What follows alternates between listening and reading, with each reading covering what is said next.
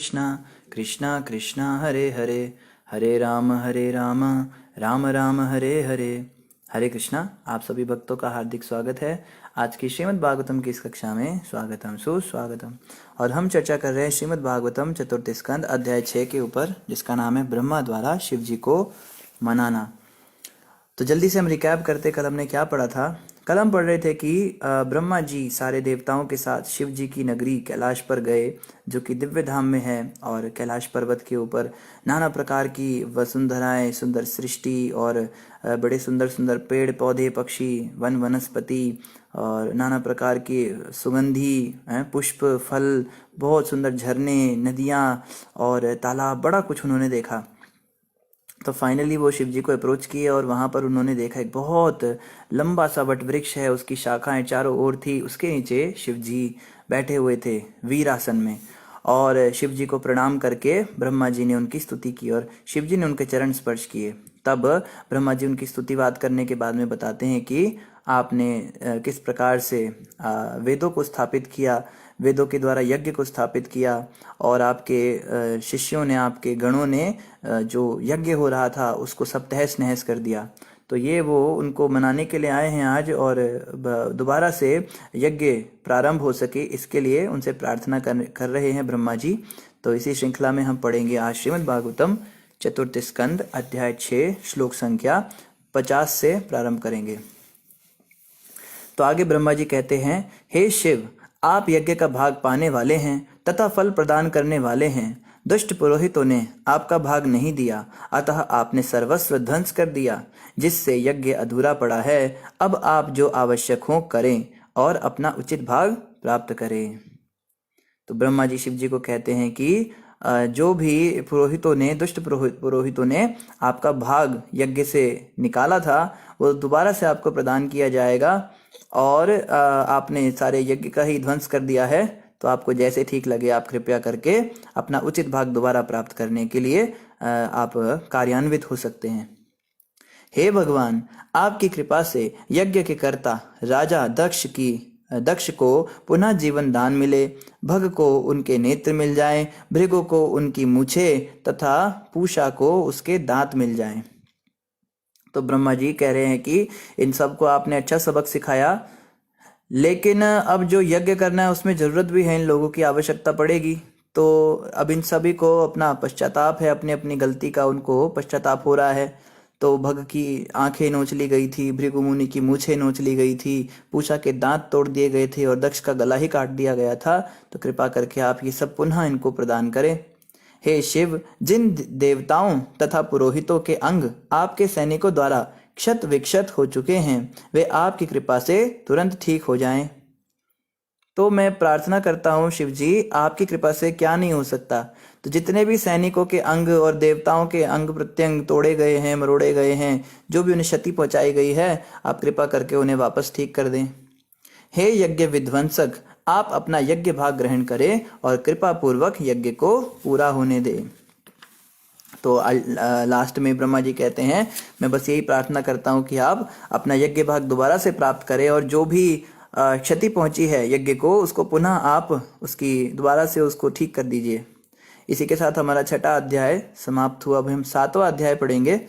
7वें अध्याय का नाम है दक्ष द्वारा यज्ञ संपन्न करना। अब दोबारा से दक्ष यज्ञ करेगा। मैत्रेय उवाच, मैत्रेय मुनि ने कहा, हे महाबाहु विदुर, भगवान ब्रह्मा के शब्दों से शांत होकर शिव ने उनकी प्रार्थना का उत्तर इस प्रकार दिया। तो ब्रह्मा जी ने जो प्रार्थना की, जो रिक्वेस्ट की शिव जी को, उसके प्रत्युत्तर में शिव जी ने क्या कहा। महादेव वाच, शिव जी ने कहा, हे पूज्य पिता ब्रह्मा जी, मैं देवताओं द्वारा किए गए अपराधों की परवाह नहीं करता। तो ब्रह्मा जी के मन में अगर कोई डाउट रहा हो इस बात का कि शिव जी को उन्हें मनाना पड़ेगा क्योंकि वो देवताओं से रूठे हुए, रुष्ट हैं, तो शिव जी ने पहली लाइन में क्लियर कर दिया, ब्रह्मा जी, देवताओं के द्वारा किए अपराध की तो मैं परवाह भी नहीं करता। यहां से पता लगता है कि शिव जी कितने क्षमाशील हैं। उन्होंने ध्यान भी नहीं दिया इस बात पे कि देवताओं ने क्या किया था, क्योंकि ये देवता बालकों के समान अल्प ज्ञानी हैं। अतः मैं उनके अपराधों पर गंभीरता पूर्वक विचार नहीं कर रहा हूं। मैंने तो उन्हें राह पर लाने के लिए ही दंडित किया है। तो यहाँ से हमें एक नया सिद्धांत समझने को मिलता है। जैसे कल हमने चर्चा किया था कि कोई नया व्यक्ति आए, प्रचारक को चाहिए कि उन्हें सहन करे, बर्दाश्त करे, उनके अपराधों को क्षमा करे, उसको मन से ना ले। वो तो बेचारा नया है, मूर्ख है, अल्पज्ञानी है, उसका क्या बुरा मानना। लेकिन कभी कभी शिक्षा देने के लिए ऐसा किया भी जा सकता है। जैसे यहाँ पे शिव जी बता रहे हैं कि जब वो लोग बहुत अधिक अपराध करने लगे थे और बड़े गर्वीले होकर फूल गए थे अपने मिथ्या अहंकार के द्वारा, तो ईर्ष्या के वश ना होकर मैंने उनको सुधारात्मक दृष्टि से उनके साथ ऐसा किया, उन्हें सबक सिखाने के लिए, ताकि वो सही रास्ते पर आ जाएं। ये कृपा है, इस बात को समझना है। प्रचारकों को चाहिए, जो अपने आप को सीनियर कहते हैं, सो कॉल्ड सीनियर भक्त होते हैं, उन्हें चाहिए अपने से जूनियर भक्तों को, नए लोगों को भक्ति के अंदर क्या करे, सहन तो करे, पर कभी कभी दंडित भी करना पड़ सकता है। जब कोई बालक अत्यधिक उद्दंड हो जाता है तो पिता भी उसको दंडित करता है। माता भी हमने देखा है, माताएं जनरली सीधा थप्पड़ ही मारती हैं। कोई बच्चा कभी कोई बड़ा अपराध कर देता है तो माँ थप्पड़ मारती है, बच्चा रोने लगता है। जब बच्चा रोने लगता है तो माँ फिर से उसको अपने आंचल में समेट लेती है। अब कोई व्यक्ति प्रश्न कर सकता है कि अगर इस माँ को अपने पुत्र से प्रेम था तो इसने उसको मारा क्यों, और अगर उसको मार दिया तो फिर वापस गले से क्यों लगा रही है, फिर तो वो मार भूल ही जाएगा। तो यही प्रोसेस होता है सुधार करने का। पहले तो उनको दंडित किया जाए ताकि उनको समझ में आ सके उन्होंने गलती की है, और बाद में फिर से उनको अपना लिया जाए ताकि उन्हें ये भी समझ में आ सके कि सामने वाले व्यक्ति ने ईर्ष्यावश मेरे साथ ऐसा नहीं किया। बहुत जरूरी है। हम सभी जो हैं दंडित तो करना चाहते हैं, उसमें तो बड़ा आनंद आता है। प्रभु जी उसने गलती करी थी इसलिए मैंने डांट दिया उसको, क्या गलत किया, वो तो इस तरह की बातें कर रही थी। एक जैसे एक हमारे पास व्हाट्सएप का ग्रुप था, तो उसमें एक माता जी ने एक प्रभु जी ने उसमें कुछ वीडियो डाली कि हर स्त्री को माता जी बुलाना चाहिए। तो एक कोई माता होगी उस ग्रुप में, थोड़ी कम उम्र की थी, तो वो कहने लगी कि ये ग्रुप के अंदर बड़े बड़े बूढ़े लोग भी मुझे माता कह रहे हैं, ये मेरे लिए बहुत ही अजीब सी बात है। बेचारी उसने कभी सोचा नहीं होगा ऐसा भी कुछ हो सकता है। तो जब उसको माता कहकर बुलाया तो उसको बड़ा अजीब लगा। तो उसने ग्रुप में प्रश्न डाला कि हर स्त्री को माँ क्यों कहते हो, जो छोटी होती है उसको क्यों माँ कहते हो। तो एक प्रभु जी ने बड़ा सुंदर जवाब दिया, शास्त्रों से उदाहरण दिया और बहुत ही बढ़िया तरह उन्होंने समझाया, स्त्री हमेशा हमारी माँ है, और स्त्री जो है उसमें हम देवी की भावना करते हैं, देवी माँ होती है ना, तो इसीलिए हम स्त्री को माँ बोलते हैं। फिर उन प्रभु जी ने थोड़ा डिस्क्राइब कर दिया कि आजकल की स्त्रियां जो हैं वो चाहती हैं कि उनको गलत नज़र से देखा जाए, वो उल्टे सीधे कपड़े पहन कर जाती हैं लोगों के सामने, और जब तक उन्हें 3-4 भद्दे कमेंट नहीं मिलते तब तक उनको भी अच्छा नहीं लगता। अब तो ऐसी हालत हो गई है। पर स्त्रियों को चाहिए कि वो वैदिक अनुष्ठान के अनुसार अच्छा परिधान रखें, कपड़े अच्छे पहने, ताकि पुरुषों में मातृत्व की भावना जागृत हो। जैसे कोई व्यक्ति उनका दर्शन करे, दर्शन मात्र से उनके अंदर एक पवित्र भावना आए। लेकिन अब वो ऐसे अभद्र कपड़े पहनेंगी तो पुरुषों के अंदर भावना ही गलत आएगी। तो इस पे वो माता भड़क गई। वो माता कहती है, आप यही कहना चाहते हो कि जो गलत कपड़े पहनेगी उसको उसकी रिस्पेक्ट नहीं करनी चाहिए, हम सबको अधिकार है कुछ भी पहनने का, हम जो चाहे पहने, तुम कौन होते हो ऐसे डिसरिस्पेक्ट करने वाले। तो फिर उसने ग्रुप ही लेफ्ट कर दिया।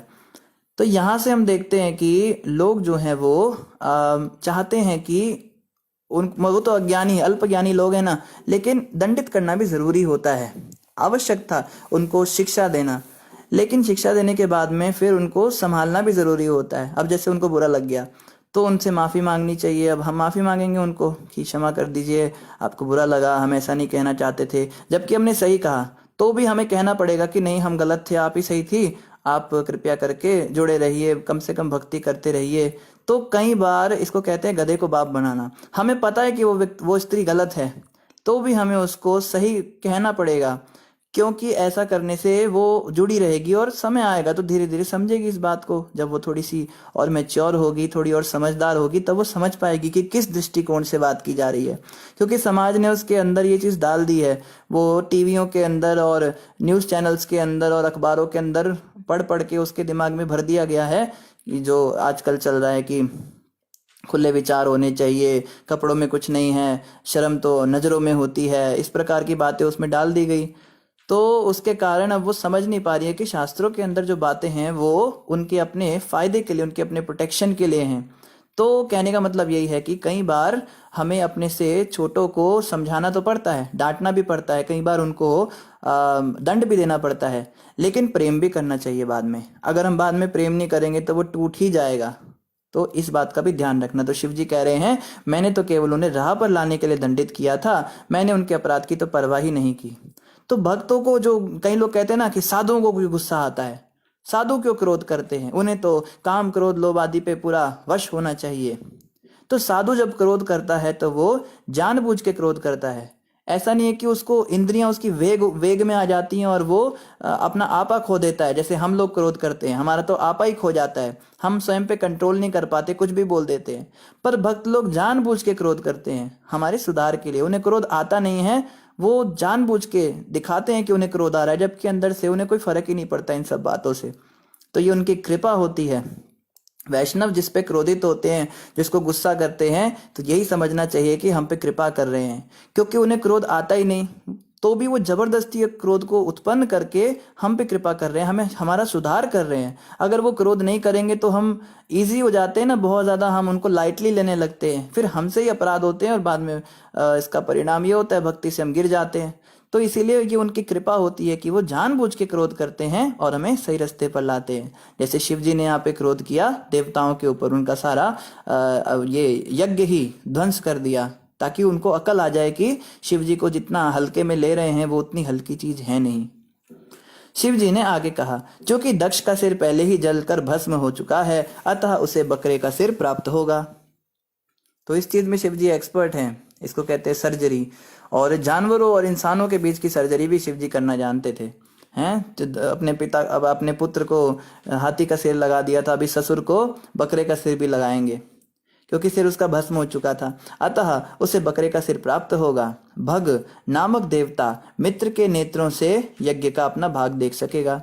भग जो है उसको आंखें तो नहीं मिलेंगी, लेकिन उसका जो मित्र है उसकी आंखों से वो देख पाएगा। पूषा देव अपने शिष्यों के दांतों से चबाएंगे, और यदि अकेले चाहें तो उन्हें सत्तू की बनी लोई खाकर संतुष्ट होना पड़ेगा। तो पूषा देव जो है उनके शिष्य चबा चबा कर उनको देंगे, और अगर उनको पसंद नहीं आता तो वो सत्तू की लोई खाएं। सत्तू वो होता है ना, जो अनाज को भून कर उसका पाउडर बना के उसमें थोड़ा पानी मिला के उसको पीना पड़ता है, उसी से अपना काम चलाएं। किंतु जिन देवताओं ने मेरा यज्ञ भाग देना स्वीकार कर लिया है, वे सभी प्रकार की चोटों से स्वस्थ हो जाएंगे।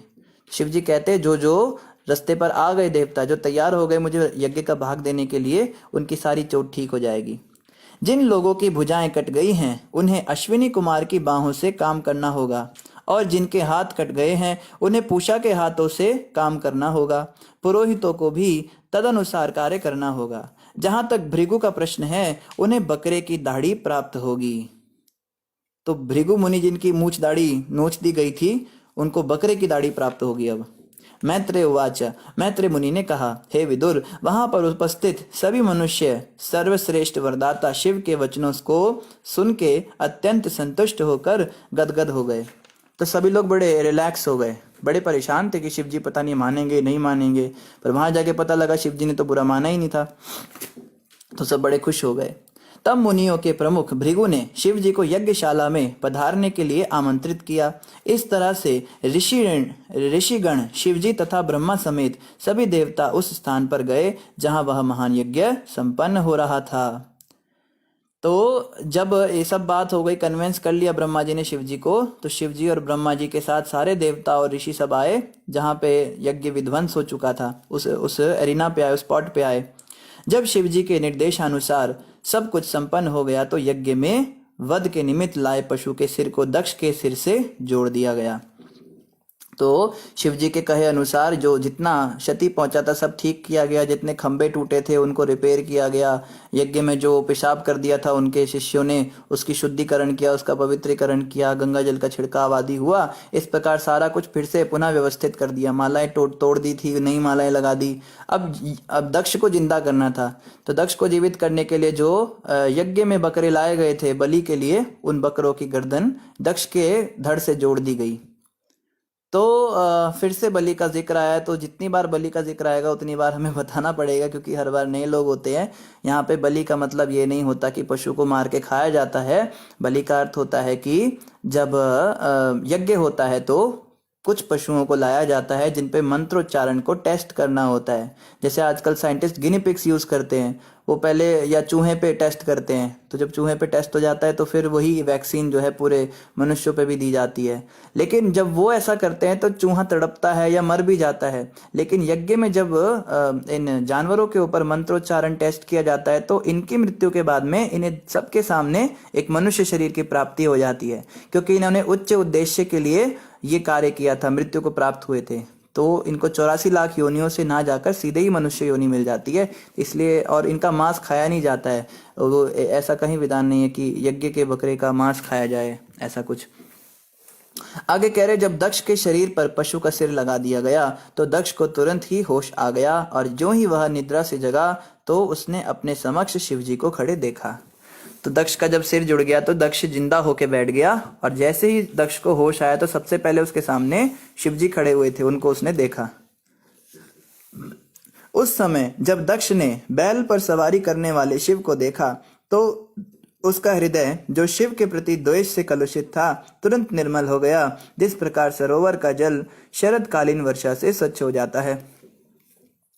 तो दक्ष ने जब बैल पर सवारी करने वाले शिवजी को देखा उठते ही, तो उसका जो हृदय निर्मल हो गया, उसके अंदर जितना मल था, जितनी गंदगी थी, जितना द्वेष था शिवजी के प्रति, सब ठंडा हो गया और वो शांत होकर बैठ गया। राजा दक्ष ने शिव की स्तुति करनी चाहिए, किंतु अपनी पुत्री सती की दुर्भाग्यपूर्ण मृत्यु का स्मरण होने से उनके नेत्र आंसुओं से भर आए और शोक से उनकी वाणी अवरुद्ध हो गई, वह कुछ भी न कह सका। तो दक्ष की इच्छा हुई शिवजी की स्तुति करूं, बड़े अपराध किए इनके प्रति मैंने। लेकिन जब स्तुति करना चाहते थे तुरंत उनको याद आया कैसे कैसे मेरी पुत्री सती ने अपना देह त्याग करा। तो अब सती जो थी सबसे प्रिय पुत्री थी दक्ष की, और उस समय तो चलो होश में नहीं थे, उस समय तो मदहोश हो रखे थे, अहंकार में चूर थे। अब जब होश आया तो बहुत बुरा लग रहा है, अभी आंखों से आंसू आ गए और गला ही रुक गया, कुछ बोल ही नहीं पा रहे हैं दक्ष। उस समय प्रेम विह्वल होने से राजा दक्ष अत्यधिक जागरूक हो उठे। उसने बड़ी ही यत्न से अपने मन को शांत किया, अपने भाव वेग को रोका और शुद्ध चेतना से शिव की स्तुति करनी प्रारंभ की। तो फाइनली दक्ष ने जैसे तैसे अपने भावों को रोका, अपने आंसू पोंछे और शिवजी की स्तुति करना प्रारंभ किया। दक्ष उवाच, देखो दक्ष ने पहले कितने उल्टे उल्टे शब्द कहे थे, लेकिन जब हम किसी के प्रति अपराध कर दें, अब जैसे कई भक्त कहते हैं प्रभु जी हमने गलती से उन भक्त को ऐसा कह दिया था, हमसे उनके साथ हमारा झगड़ा हो गया था, हमने इनके प्रति अपराध कर दिया, उनके प्रति अपराध कर दिया, तो अब हम क्या करें, अब कैसे हमारा अपराध क्षमा होगा, हमें कौन सा अनुष्ठान करना चाहिए, कौन से नियम व्रत धारण करने चाहिए, कौन सा प्रायश्चित करना चाहिए। तो वैष्णव अपराध से बचने का सबसे अच्छा प्रायश्चित है, जिस भक्त के प्रति अपराध किया है उसी से जाके क्षमा मांग लीजिए, क्षमा मांगिए और उनकी स्तुति आदि कीजिए, उनकी सेवा कीजिए। जब वो हमसे प्रसन्न हो जाएंगे तभी हमारा अपराध क्षमा होगा, नहीं तो हमारा अपराध किसी भी हरिनाम के जब से क्षमा नहीं होने वाला, इसको याद रखना है। तो जिनके प्रति अपराध किया था शिव जी के, अब उन्हीं की स्तुति दक्ष करेंगे। दक्ष उवाच, राजा दक्ष ने कहा, हे शिव, मैंने आपके प्रति बहुत बड़ा अपराध किया है, किंतु आप इतने उदार हैं कि आपने अपने अनुग्रह से वंचित करने के बजाय मुझे दंड देकर मेरे ऊपर कृपा की है। तो दक्ष को अब समझ में आ रहा है कि मुझ पे कृपा हुई है। वो ये नहीं कह रहा कि आपने मुझे दंडित किया, बड़ा गलत किया, मैं तो हूं ही पागल, आपको चाहिए था आप सहन करते। दक्ष ये कह रहा है आपने बहुत अच्छा किया, आपने मुझे दंडित किया। आप तथा भगवान विष्णु अयोग्य निकम्मे ब्राह्मणों तक की उपेक्षा नहीं करते, तो फिर भला आप मेरी उपेक्षा क्यों करने लगे? मैं तो यज्ञ करने में लगा रहता हूं। तो दक्ष, अब देखो, अब दक्ष अपने आप को कितना नीच मान रहा है। उस समय दक्ष इतना ऊंचा मानता था स्वयं को, अब कह रहा है जो निकम्मे अयोग्य ब्राह्मण होते हैं आप उनसे भी, उनका भी बुरा नहीं मानते, वो जो पाप करते, गलतियां करते हैं।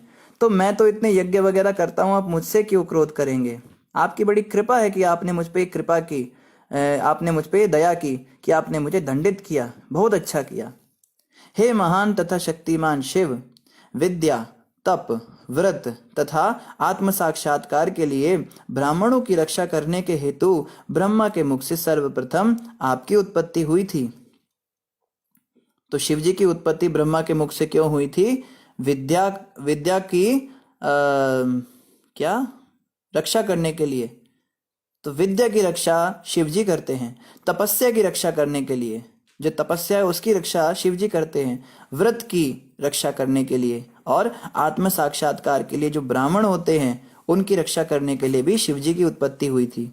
आप ब्राह्मणों के पालक बनकर उनके द्वारा आचरित अनुष्ठानों की सदैव रक्षा करते हैं, जिस प्रकार ग्वाला गायों की रखवाली के लिए अपने हाथ में दंड धारण किए रहता है।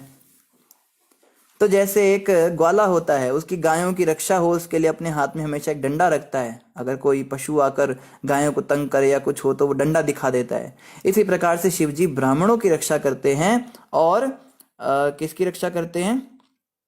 जो वैदिक अनुष्ठानों का पालन कर रहा है, जो यज्ञ करने वाले लोग होते हैं, उनकी रक्षा शिव जी करते हैं। कहने का मतलब दक्ष अपने लिए कह रहा है, मैं भी वैदिक यज्ञ करता हूं और आप यज्ञ करने वालों की रक्षा करते हैं, अतः आप मेरी भी रक्षा करते हैं, है ना। मैं आपकी समस्त कीर्ति से परिचित न था, अतः मैंने खुली सभा में आपके ऊपर कटु शब्द रूपी बाणों की वर्षा की थी, तो भी आपने उनकी कोई परवाह नहीं की। मैं आप जैसे परम पूज्य पुरुष के प्रति अवज्ञा के कारण नरक में गिरने जा रहा था, किंतु आपने मुझ पर दया करके और दंडित करके मुझे उबार लिया है। मेरी प्रार्थना है कि आप अपने ही अनुग्रह से प्रसन्न हो, क्योंकि मुझ में वह सामर्थ्य नहीं कि मैं अपने शब्दों से आपको तुष्ट कर सकूं। तो अब जो है दक्ष प्रजापति कह रहा है कि जो अपराध मैंने आपके प्रति किए थे, जो मैं उल्टा सीधा आपको बोल रहा था, उनके फलस्वरूप तो मुझे नरक में जाना था, लेकिन आपने जब मुझे दंडित कर दिया तो अब मुझे नरक में नहीं जाना पड़ेगा। यह आपकी कृपा है और मेरे अंदर तो सामर्थ्य नहीं कि मैं आपको प्रसन्न कर सकूं, आपको कोई स्तुति बात कर सकूं। तो आप ही अपने अनुग्रह से स्वयं ही संतुष्ट हो जाइए, आप स्वयं ही मुझसे प्रसन्न हो जाइए। तो यहाँ से एक बात समझ में आई कि जिसको दंडित किया जाता है फिर उसका अपराध क्षमा हो जाता है, फिर उसको नरक नहीं जाना पड़ता। जैसे एक चोर है, उसने चोरी की तब उसको नरक जाना पड़ेगा, लेकिन अगर न्यायालय के अंदर, किसी कोर्ट के अंदर जज के द्वारा, न्यायाधीश के द्वारा उसको सजा दी जाती है तो उसके वो अपराध क्षमा हो जाते, फिर उसको नरक नहीं जाना पड़ता। इसीलिए राजा को दंड देना ही चाहिए अपराधियों को। या हम अगर अपने लेवल पे बात करें, अगर हमारे सामने कोई अपराध हो रहा है, कुछ हो रहा है, तो अगर हमारे हाथ में है तो हमें दंड देना चाहिए। उसको देने से सामने वाला व्यक्ति नरक में गिरने से बच जाता है। तो ऐसा जो है ये सिस्टम होता है, इसीलिए शिव जी ने उनको दंड दिया था। मैत्रेय वाच, मैत्रेय मुनि ने कहा, इस प्रकार शिवजी द्वारा क्षमा कर दिए जाने पर राजा दक्ष ने ब्रह्मा की अनुमति से विद्वान साधुओं, पुरोहितों तथा अन्यों के साथ पुनः यज्ञ करना प्रारंभ कर दिया। तो यज्ञ दोबारा से शुरू हुआ। दक्ष प्रजापति ने ब्रह्मा जी से अनुमति ली और देखो ना, अभी दक्ष प्रजापति बकरे का सिर लगा के, कैसे उनको कितनी शर्म लग रही होगी, सब लोग हंस रहे होंगे उनके ऊपर। तो पहले ही अगर समझ जाते इन बातों को तो सिर ना गंवाना पड़ता, शुद्धिकरण तो हो ही गया। इसे कहते हैं कि भक्तों का सुधार तो हो ही जाता है, लेकिन अगर वो स्वयं से अपना सुधार कर लें तो अच्छा है। जैसे कई भक्त कहते हैं, प्रभु जी हमारी ये आदत छूटती नहीं है, हमारी ये बुराई छूटती नहीं है, ये जो गलत हरकत है ये खत्म नहीं होती है, भक्ति करते हैं मगर गलत काम भी हो जाते हैं। तो भैया ये बात तो तय है कि आपका सुधार तो हो जाएगा, इसकी तो कोई टेंशन ही नहीं कि मेरा सुधार कैसे होगा, मेरी शुद्धि कैसे होगी। कृष्ण कहते हैं जो मेरा भक्त बन गया उसका सुधार तो होगा ही होगा, लेकिन अगर हम स्वयं से अपना सुधार कर लें तो बहुत अच्छी बात है। अगर हम स्वयं से ही उन गलतियों को बंद कर दें, उन आदतों को, उन हरकतों को बंद कर दें तो बहुत अच्छा। नहीं तो कृष्ण तो हमारा सुधार कर ही देंगे, लेकिन कृष्ण का जो सुधार करने का तरीका होगा वो हमें पसंद नहीं आएगा, क्योंकि कृष्ण बहुत कठोर तरीके से ऐसा कर सकते हैं। जैसे दक्ष प्रजापति स्वयं ही अपना सुधार कर लेते तो कम से कम मनुष्य का सिर तो होता, लेकिन सुधार तो होना ही था, तो सुधार तो हो गया लेकिन सिर गंवाना पड़ गया। बकरे का सिर लगा के अब जीवन भर उनको ऐसे ही रहना पड़ेगा। तो भक्तों का सुधार तो भगवान कर ही देंगे, इस बात को बिल्कुल गारंटीड मानिए। आप जितने भी भक्त सुन रहे हैं, भगवत प्राप्ति तो होगी ही, इसमें कोई भी टेंशन की बात नहीं है। कृष्ण के धाम में हम सबको जाना ही जाना है। कृष्ण कहते हैं अगर कोई एक बार मेरी भक्ति शुरू करता है फिर मैं उसको छोड़ता नहीं, मेरा स्वभाव है, मैं जिसको पकड़ लेता हूँ फिर उसको छोड़ता नहीं हूँ। अब वो मुझसे दूर भी भागेगा तो भी मैं उसको पकड़ के वापस अपने पास ले आऊंगा, जैसे तैसे। अब उसके लिए कृष्ण कहते हैं मुझे साम दाम दंड भेद जो लगाना पड़े मैं सब लगा के उसको पूर्ण शुद्ध करके अपने पास ला के ही छोड़ूंगा, अपने चरणों में पटक के ही छोड़ूंगा उसको, उसको छोड़ूंगा ही नहीं। पूतना को भगवान कृष्ण ने पकड़ लिया था जब उसका स्तनपान कर रहे थे, तो पूतना बड़ी खुश हुई शुरू में, हाँ देखो बहुत अच्छा हुआ, अब ये जहर पी लेगा मर जाएगा। पर भगवान कृष्ण ने धीरे धीरे उसके प्राण ही चूसने शुरू कर दिए। अब पूतना के अंदर की जो गंदगी थी भगवान उसको चूस रहे हैं, उसको समाप्त कर रहे हैं, उसकी गंध निकाल रहे हैं, और पूतना को बहुत कष्ट हो रहा है। मृत्यु से भी अधिक कष्ट पूतना को प्राप्त हुआ और वो कह रही है छोड़ो, छोड़ दो मुझे, छोड़ो। तो कृष्ण कहते हैं पकड़ाया क्यों था? अब तुमने स्वयं को पकड़ाया। मेरा तो स्वभाव है एक बार किसी को पकड़ लेता हूँ फिर छोड़ता नहीं हूँ, अब छोड़ने वाला सिस्टम है ही नहीं मेरा, अब तो तुम्हारा पूरा ही हरि बोल करूंगा मैं। तो कृष्ण ने सारे ही प्राण चूस के उसको सीधा भगवत प्राप्ति करा दी और अपने धाम के अंदर यशोदा मैया के उपाधि दे दी, उनको यशोदा मैया के समान बना दिया, अपनी धात्री बना दिया। दहाई जो होती है वो दूध पिलाती है ना बच्चे को, तो कृष्ण कहते तूने मुझे दूध पिलाया तो तू भी मेरी धाई बन जा। और कहाँ वो राक्षसी, सारे गलत काम, शराब पीना, मांस खाना, सब गंदे गंदे काम करना, और उसको तुरंत भगवत प्राप्ति हो गई बिना कोई भी योग साधना किए। ये कृष्ण की कृपा है, इतने दयालु हैं कृष्ण। लेकिन जिस समय प्राण चूसे जा रहे थे उस समय तो दर्द हो ही रहा था ना। तो भक्तों का भी यही हाल है। भक्त अगर कोई भगवान की भक्ति में आ गया, कृष्ण भक्ति में आ गया, फिर अब वो कभी कभी ऐसा देखते हैं भक्त जो हैं कृष्ण से दूर जाने का प्रयास करते हैं। उनकी जॉब लग जाती है, उनकी शादी हो जाती है, या वो फंस जाते हैं किसी चक्कर में। कई बार भक्त जो है बड़े प्रवचन देने लगते हैं तो बड़े फॉलोवर हो जाते हैं, तो शिष्यों में उलझ जाते हैं, भक्ति छोड़ देते हैं वो, बस अब जो है उसी में मान प्रतिष्ठा में खो जाते हैं, या कोई अलग अलग प्रकार से माया सबको अटैक करती है। तो जैसे ही भक्त इन चीजों में जाने लगता है तो कृष्ण कहते हैं भाई कहाँ जा रहे हो, तुमको तो मैंने पकड़ लिया। कृष्ण हमारी ऐसी बेइज्जती कराते हैं उन्हीं शिष्यों के सामने। वो गुरुजी ऐसे काम कर देता है, वो सारे शिष्य उसको गालियां मारते हैं। जो पहले उसको भगवान बना के पूछते थे अब उसको दुनिया जहान की गालियां देंगे, उसको जूते की माला पहनाएंगे, उसके मुंह पे कालिक पोत देंगे वही शिष्य। फिर उसको अकल आ जाएगी, फिर वो वापस कृष्ण के पास आ जाएगा। कोई अगर शादी के बाद ऐसे भगवान कृष्ण की भक्ति छोड़ दे तो कृष्ण कुछ ऐसा करेंगे, वही पत्नी जो है इतनी तंग करेगी, इतनी गालियां देगी, या अगर पति है तो वो इतना परेशान कर देगा, फिर उसको लगेगा कि इसके चक्कर में मैं कहाँ पड़ गया, कहाँ पड़ गई भक्ति छोड़ के भगवान की। तो जैसे तैसे कृष्ण तो सुधार कर ही देंगे, लेकिन हमें चाहिए हम स्वयं से ही अपना सुधार कर लें, भगवान को मौका ना दे सब करने का। मुझे याद है एक बार मेरी माता जी आई पिछले साल जन्मदिन पर, मुझे मोबाइल देने के लिए आई। हमें 3-4 साल हो गए घर से गए हुए, घर में वापस नहीं गए कभी। तो माता जी आ जाती है कभी कभी मिलने, तो उसने सोचा मेरा बेटा है, चलो इसका जन्मदिन है, इसके पास फ़ोन नहीं है, अच्छा सा एक फ़ोन दिला देती हूँ। उसने मुझे 20,000 रुपये का फ़ोन दिलाया। अब इतना महंगा फ़ोन कभी हमने देखा तो था नहीं, तो वो दिला के गई और बस हमारा दिमाग ख़राब हो गया। अब उस फ़ोन के फीचर ही देख रहे हैं, इसमें ये भी है, ये भी है। अब उसको देखते देखते 2-3 दिन हमारे जो है फ़ोन के साथ ज़्यादा जाने लगे, भगवान के साथ थोड़े कम हो गए। सेवा लेट होने लगी, जब भी जो है मोबाइल के साथ ही हो रहा है। तो आप यकीन मानिए तीसरे ही दिन फ़ोन ही चोरी हो गया। और आप सोच सकते हैं मेरी कितनी बुरी हालत हुई होगी। इस बात का दुख नहीं था कि फ़ोन चोरी हो गया, फ़ोन इस बात का दुख था माँ को क्या जवाब दूंगा।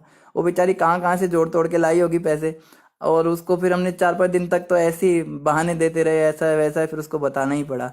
तो भगवान कृष्ण की कृपा है। और देखो उसका बड़ा दुख हुआ, 1 महीने तक तो हमें भोजन में नमक पानी का ही पता नहीं लगा।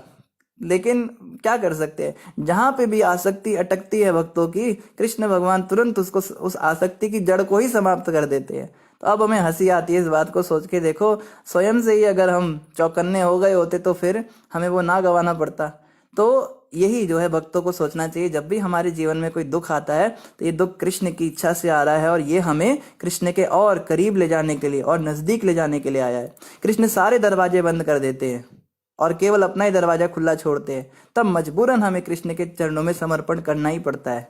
तो इसीलिए जो दक्ष प्रजापति का ये जो लीला हुआ है, इससे हमें यही सीख लेनी है, हम स्वयं से जो है अपना सुधार करें, नहीं तो कृष्ण तो सुधार कर ही देंगे। तो निश्चिंत हो जाइए, इस बात की तो टेंशन कभी भक्तों को लेनी ही नहीं चाहिए कि भगवत प्राप्ति कैसे होगी, वो तो हो ही जाएगी, पर थोड़ा हार्ड तरीके से भी हो सकती है। सॉफ्ट तरीके से भी हो सकती है। मैत्रेय उवाच, मैत्रेय मुनि ने कहा, इस प्रकार शिवजी द्वारा क्षमा किए जाने पर राजा दक्ष ने ब्रह्मा की अनुमति से विद्वान साधुओं, पुरोहितों तथा अन्यों के साथ पुनः यज्ञ करना प्रारंभ कर दिया। तत्पश्चात ब्राह्मणों ने यज्ञ कार्य फिर से प्रारंभ करने के लिए वीरभद्र तथा शिव के भूत प्रेत सदृश अनुचरों के स्पर्श से प्रदूषित हो चुके यज्ञ स्थल को पवित्र करने की व्यवस्था की। तब जाकर उन्होंने अग्नि में पुरोडाश नामक आहुतियां अर्पित की। तो बता रहे जब पवित्रीकरण कर रहे थे पूरे यज्ञ स्थल का, तो वीरभद्र और जो दूसरे राक्षस जैसे अनुयायी थे, यहाँ पे शब्द आया भूत प्रेत सदृश अनुचर, जो शिवजी के थे वो भूत प्रेत के जैसे दिखते थे और उन्होंने जो जो चीजें छुई थी सब अशुद्ध हो गई थी, उन सबको दोबारा से शुद्ध किया गया और अग्नि में ये पुरोडाश नामक कोई आहुति डाली गई। महामुनि मैत्रेय ने विदुर से कहा, हे विदुर, जैसे ही राजा दक्ष ने शुद्ध चित्त से यजुर्वेद के मंत्रों के साथ घी की आहुति डाली, वैसे ही भगवान विष्णु अपने आदि नारायण रूप में वहां प्रकट हो गए। तो यजुर्वेद के मंत्रों से जब घी की आहुति डाली गई तो साक्षात नारायण प्रकट हो गए उस यज्ञ स्थल में। जो मुख्य भाग होता है यज्ञ का वो नारायण को दिया जाता है। कोई अगर यज्ञ वगैरह में थोड़ा जानता हो इसके विषय में, तो जब हम यज्ञ करते हैं तो उसमें मुख्य भाग विष्णु जी का दिया जाता है। उनकी प्रॉपर सीट बनाई जाती है, उनको सुपाड़ी के रूप में लक्ष्मी नारायण जी को विराजमान किया जाता है, उनको आसन दिया जाता है, उनका ही वही मेन यजमान रहते हैं। बाकी सारे देवताओं का द्वितीय भाग होता है, मुख्य भाग जो है विष्णु जी का रखा गया। इसके पीछे भी बड़ी सुंदर कथा आती है विष्णु भगवान का क्यों रखा गया। एक बार देवताओं में चर्चा चली कि तीनों देवों में से कौन महान है, शिव जी, ब्रह्मा जी और विष्णु जी में से, क्योंकि बाकी सारे देवता तो नीचे ही है उन तीनों के, यही तीन सबसे ऊपर हैं। तो चर्चा चली कौन सर्वश्रेष्ठ है। तो जो जिसका अनुयायी था वो उन्हीं को कह रहा था भाई विष्णु जी श्रेष्ठ हैं, इतने शिव श्रेष्ठ हैं, कहते ब्रह्मा जी श्रेष्ठ हैं। तो बोला इनकी परीक्षा लेंगे और जो परीक्षा में पास होंगे उनको ही हम सर्वश्रेष्ठ घोषित कर देंगे। तो बोला ठीक है। तो भृगु मुनि को इसके लिए बोला गया कि भृगु मुनि आप ही, क्योंकि भृगु मुनि ही इस प्रकार के काम करते हैं। अभी देखो यहाँ भी पीछे भृगु मुनि ज्यादा बोल रहे थे शिव जी के लिए, उनकी मूछें ही नोच ली इसलिए, फिर उन्हें बकरी की दाढ़ी लग गई। तो भृगु मुनि को बोला आप बड़े साहसी ब्राह्मण हैं, आप ही ये काम कर सकते हैं, हम सब तो घबराते हैं। भृगु मुनि कहते काम हो जाएगा, कोई चिंता नहीं। तो भृगु मुनि सबसे पहले ब्रह्मा जी के सामने उपस्थित हुए। ब्रह्मा जी के पास जाकर उन्होंने मन से अपराध किया। कैसे मन से अपराध किया? ब्रह्मा जी भृगु के पिता लगते हैं और भृगु ब्रह्मा जी के आगे सामने खड़ा हो गया निर्लज्ज की तरह, ना प्रणाम कर रहा है ना कुछ बोल रहा है। ब्रह्मा जी बड़े प्रसन्न हुए, भृगु आएगा इसको आशीर्वाद दूंगा, ये तो कुछ बोल ही नहीं रहा है, प्रणाम करना तो दूर की बात, ये तो मुंह से ही कोई शब्द नहीं बोल रहा है। ब्रह्मा जी को बड़ा क्रोध आया कि भाई भृगु आज तेरे को क्या हो गया, रोज तो तू प्रणाम करता है, तू रुक अभी तेरे को बताता हूँ, तुझ में अहंकार आ गया लगता है। तो जैसे ही ब्रह्मा जी श्राप देने को तैयार हुए, भृगु वहां से गायब हो गए। फिर भृगु जी कैलाश पर पहुंचे। कैलाश पर जाकर शिव जी के प्रति उन्होंने वाणी से अपराध किया। शिव जी जो है भृगु जी के भाई लगते हैं। तो भाइयों का कैसे मिलन होता है, भाई आपस में गले लगते हैं, एक दूसरे की हाल खबर पूछते हैं। तो जैसे शिव जी के पास आए तो शिव जी कहते हैं अरे वाह भृगु आ गए, बड़े दिनों बाद आए, बहुत अच्छा, आओ आओ तुम्हारा स्वागत है, बेटा आओ भगत करने लगे शिव जी। तो जैसे ही शिव जी गले लगाने लगे भृगु को, तो भृगु कहता है दूर हटो, गंदा, तुमने नहाए हो आज की नहीं नहाए हो, ये क्या तुमने शमशान की राख लगा रखी है, गंदा ये तुमने पहन रखा है, बाल तुमने से जटा लगा रखी है, क्या तुमने सांप सूप लपेटे हुए हैं, कम से कम कुछ शुद्धि का तो पालन किया करो, मेरे जैसा शुद्ध ब्राह्मण तुम्हारे गले लगेगा। तो शिव जी कहते आज तुम्हें क्या हो गया, रोज तो बड़े अच्छे से गले लगते हो, आज ये क्या बोल रहे हो। शिव जी को क्रोध आ गया। शिव जी ने कहा अभी तुम्हें भस्म करता हो, तुम्हारा दिमाग खराब हो गया। भृगु वहां से भी गायब हो गए। फिर भृगु जी पहुंचे वैकुंठ में। तो वैकुंठ के अंदर बताते हैं 7 दरवाजे होते हैं, एक के अंदर एक। फिर 7वें दरवाजे के बाद भगवान विष्णु के दर्शन होते हैं। तो 2 द्वारपाल खड़े थे बाहर, जय विजय, उनकी तो परवाह ही नहीं की भृगु ने। जैसे चतुर कुमार आए थे ना, उनको जय विजय ने रोका था तो कम से कम उन्होंने उनकी बात सुनी, पर भृगु तो उनकी तरफ देखा भी नहीं, सीधा दरवाजा तड़ाक तड़ाक तड़ाक, उसने 6 दरवाजे खोले और अंदर घुस गया। और 7वें दरवाजा जैसे ही उसने पटक कर खोला, तुरंत लक्ष्मी नारायण जी के दर्शन हुए सामने। प्रणाम करना दूर की बात रही, कुछ स्तुति करना दूर की बात रही, भृगु सीधे भागा और शरीर से अपराध किया विष्णु जी के प्रति, और सीधा ही जाके उनकी छाती पे लात मार दी। और ये चीज देखकर लक्ष्मी जी को इतना क्रोध आया, उन्होंने कहा इसकी ऐसी हिम्मत, ये क्या कर रहा है? तो विष्णु जी ने उनको शांत किया और विष्णु भगवान तुरंत खड़े हुए और उसके पास आकर कहते हैं, उसका चरण पकड़ लिया कि हे ब्राह्मण देवता, मेरी कठोर छाती है, वज्र के समान कठोर छाती है, आपके कमल सदृश कोमल कोमल चरणों पर कोई आघात तो नहीं पहुंचा? आपको चोट तो नहीं लग गई कहीं? दिखाओ जरा।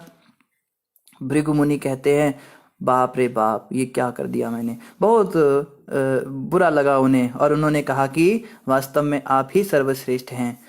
और उसके बाद में उन्होंने कहा कि क्योंकि आप सर्वश्रेष्ठ हैं, ये सिद्ध हो चुका है, इसलिए आज से यज्ञ का जो मुख्य भाग है वो आपको ही दिया जाएगा। तो तब से विष्णु जी का मुख्य भाग हुआ। तो भृगु कहते हैं कि आपकी छाती से मेरे पैर पे क्या घाव होगा, लेकिन मेरे पैर के कारण आपकी छाती के ऊपर एक घाव बन गया, इसका क्या? तो भगवान विष्णु ने कहा, ये तो कृपा है मेरे भक्तों की, इसको मैं हमेशा संभाल कर रखूंगा। उस चिन्ह को भगवान विष्णु ने हमेशा अपनी छाती पर धारण किया और आज भी वो भगवान के वक्ष पर एक छोटा सा बाल जैसा एक निशान है। वो भृगु जी की जो लात मारी थी उसका ही निशान है और उसको श्रीवत्स के नाम से जाना गया। तब से भगवान का नाम पड़ा श्रीवत्स, श्रीवत्सांकित, जिसके हृदय पर श्रीवत्स का चिन्ह है। वत्स का मतलब होता है बच्चा। तो बच्चा जैसे बाप को कई बार मार देता है, बाप की मूछें खींच देता है या माँ के बाल खींच देता है, तो माँ बाप बुरा नहीं मानते, वो खुश होते हैं, बच्चा ही है। तो ऐसे ही भगवान विष्णु ने सोचा मेरा बच्चा ही, इसने लात मार दी तो क्या, तो उस चिन्ह का नाम होता है श्रीवत्स। तो वो श्रीवत्स चिन्ह, जो भी आज भी जितने विग्रह बनाए जाते हैं विष्णु भगवान के, कृष्ण भगवान के, राम भगवान के, या आपके घर में जो लड्डू गोपाल भी होंगे, अगर आप ध्यान से देखो उनकी छाती के ऊपर एक निशान जरूर होगा। उस निशान के बिना भगवान की जो प्रतिमा है वो पूर्ण ही नहीं मानी जाती। तो इस प्रकार से भगवान नारायण का पहला आहुति दिया तो नारायण भगवान प्रकट हुए। भगवान नारायण स्तोत्र अर्थात गरुड़ के कंधे पर आरूढ़ थे, जिसके बड़े बड़े पंख थे। जैसे ही भगवान प्रकट हुए सभी दिशाएं प्रकाशित हो उठी, जिससे ब्रह्मा तथा अन्य उपस्थित जनों की कांति घट गई। तो ब्रह्मा और जो जितने दूसरे लोग बैठे हुए थे वहां पे सभा में, वो सब बड़े प्रकाशित हो रहे थे, उनके शरीर से बड़ा तेज निकल रहा था। लेकिन जैसे ही भगवान विष्णु वहां पे प्रकट हुए, उन सब की कांति घट गई विष्णु जी के सामने। क्योंकि विष्णु जी जैसे चंद्रमा होता है ना, रात को चंद्रमा इतना चमकता है, लेकिन सुबह जैसे ही सूर्योदय होता है तो चंद्रमा की कांति पूरी घट जाती है। ऐसे विष्णु जी के सामने उन सब का हो गया। अब जो है उनके विषय में बताया जाएगा कैसे दिख रहे थे भगवान विष्णु। उनका वर्ण श्याम था, उनके नेत्र वस्त्र स्वर्ण की तरह पीले तथा मुकुट सूर्य के समान देदीप्यमान था। उनके बाल भौरों के समान काले और उनका मुखमंडल और उनके कुंडलों से आभूषित था। तो बाल जो थे वो काले थे और मुख कुंडलों से आभूषित था। उनकी 8 भुजाएं शंख चक्र गदा कमल बाण धनुष ढाल तथा तलवार धारण किए थी। ये कंगन तथा बिजावट जैसे स्वर्ण आभूषणों से अलंकृत थी। तो बाजूबंद कंगन सब पहन रखे। और यहाँ पे जैसा बताया जा रहा है भगवान विष्णु ने 8 भुजाओं वाला स्वरूप दिखाया। हम तो चतुर्भुज विष्णु को जानते हैं ना, तो ये 8 अष्टभुजा वाले विष्णु जी हैं। विष्णु भी बहुत तरह के होते हैं। तो इनकी 8 भुजाओं में शंख चक्र गदा कमल बाण धनुष ढाल और तलवार ये सब था। उनका सारा शरीर कनेर के उस कुसुमित वृक्ष के समान प्रतीत हो रहा था, जिसमें विभिन्न प्रकार के फूल सुंदर ढंग से सजे हों। भगवान विष्णु असाधारण रूप से सुंदर लग रहे थे। एक तो होता है नॉर्मली लोग ब्यूटीफुल लगते हैं, है ना, कोई कहता है you are very beautiful, you are very pretty, you are very nice, बहुत सुंदर लग रहे हो। एक होता है असाधारण रूप से, दिव्य रूप से सुंदर, कि जिसका वर्णन ही नहीं किया जा सकता। तो ये कहने का मतलब क्या था? कह रहे हैं सुखदेव गोस्वामी, मैं तुमको बताने का प्रयास तो कर रहा हूँ कि विष्णु जी कितने सुंदर लग रहे थे, मगर उनका सौंदर्य जो है वो अवर्णनीय है। वो तो देखने से ही पता लगेगा कैसे लग रहे थे। ये वर्णन शब्दों के द्वारा समझा ही नहीं जा सकता कि कितने सुंदर लग रहे थे। तो भगवान विष्णु जो है असाधारण रूप से सुंदर लग रहे थे, क्योंकि उनके वक्ष पर ऐश्वर्य की देवी लक्ष्मी तथा एक हार विराजमान थे।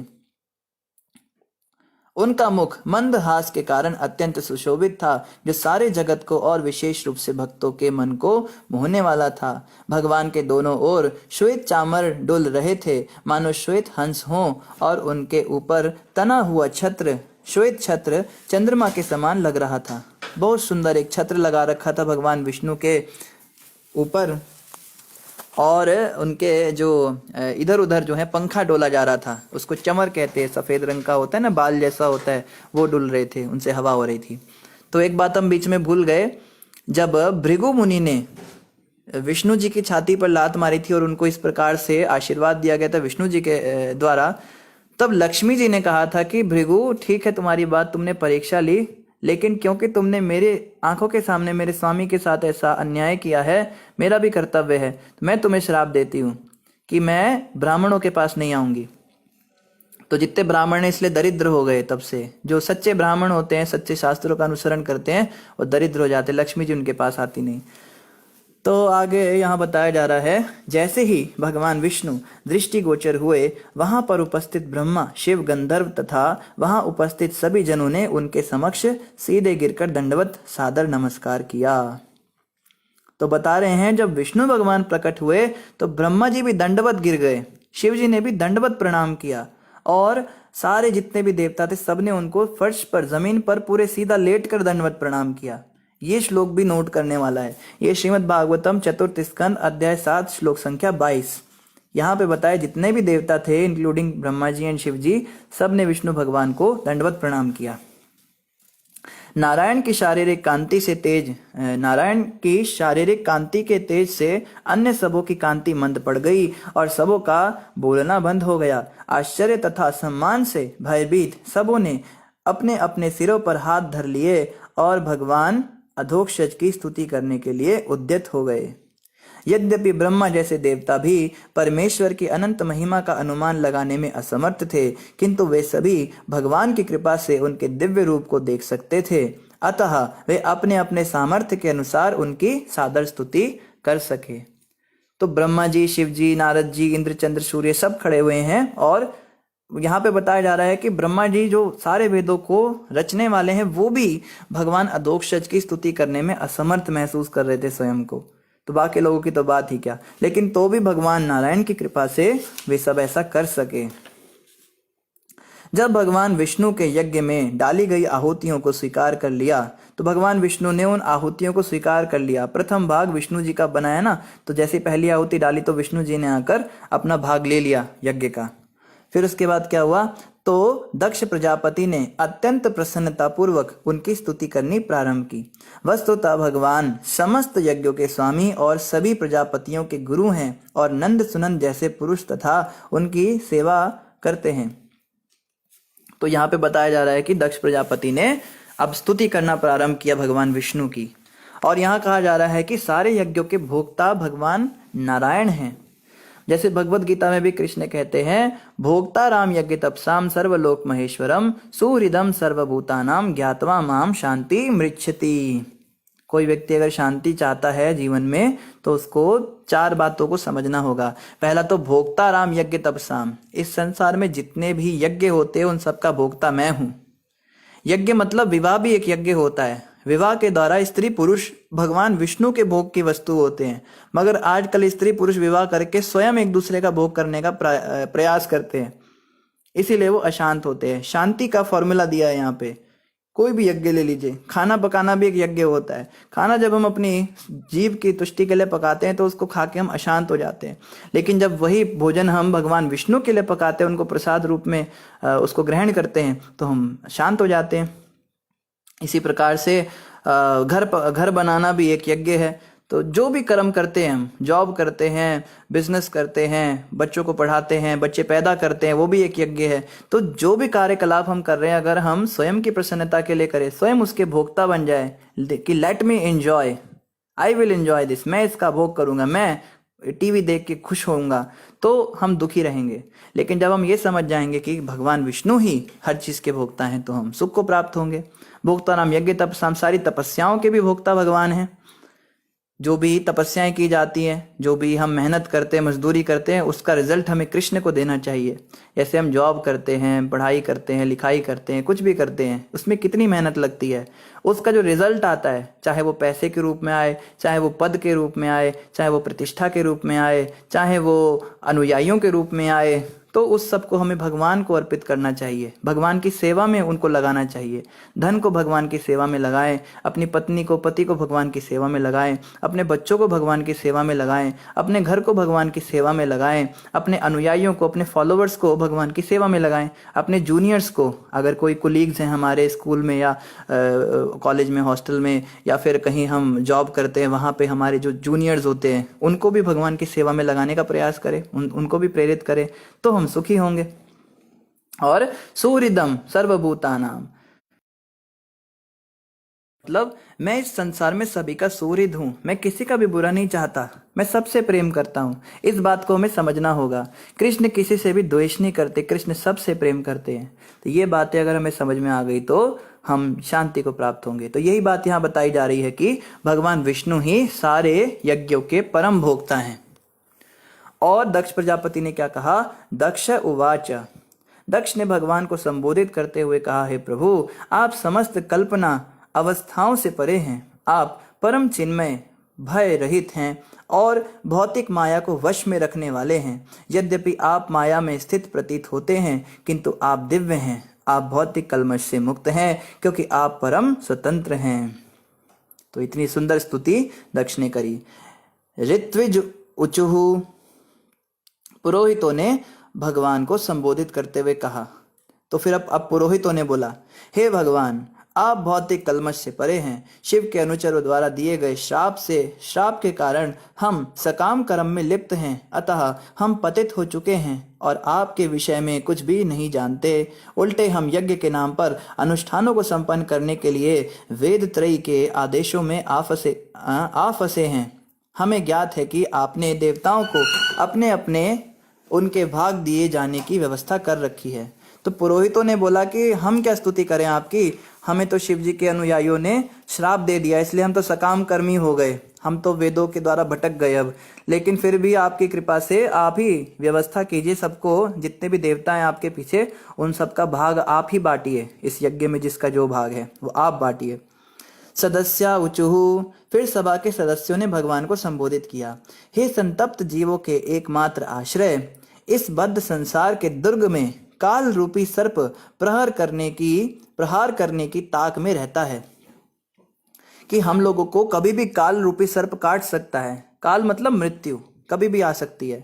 यह संसार तथा कथित सुख तथा दुख की खंदकों से भरा पड़ा है और अनेक हिंस्त्र पशु आक्रमण करने को सन्निध रहते हैं।